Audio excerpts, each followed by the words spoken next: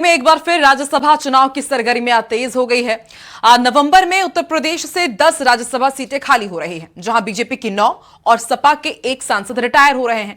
मौजूदा विधानसभा संख्या बल के आधार पर बीजेपी को 8 और सपा को 2 सीटें मिलने का अनुमान है, लेकिन बागी विधायकों की भूमिका निर्णायक हो सकती है। क्या है समीकरण राज्यसभा चुनाव को लेकर, देखिए इस रिपोर्ट में।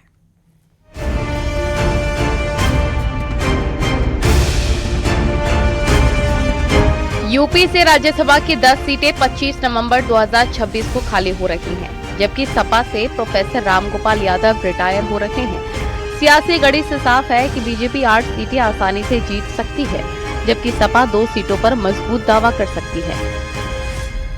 इस चुनाव पे सबकी निगाह रहेगी, क्योंकि पिछली बार जब चुनाव हुए थे उस समय समाजवादी पार्टी के कुछ विधायक बागी हो गए थे, और ये जो राज्यसभा का चुनाव है ये उत्तर प्रदेश के 2027 के विधानसभा आम चुनाव के ठीक पहले राज्यसभा का चुनाव होगा, तो ये बहुत महत्वपूर्ण है। ये दोनों दलों के विधायकों के लिए काफी सेंसिटिव होगा।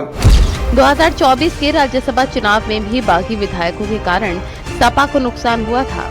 उस समय बीजेपी ने 8 और सपा ने 2 सीटें जीती। हालांकि सपा ने 3 प्रत्याशी उतारे थे।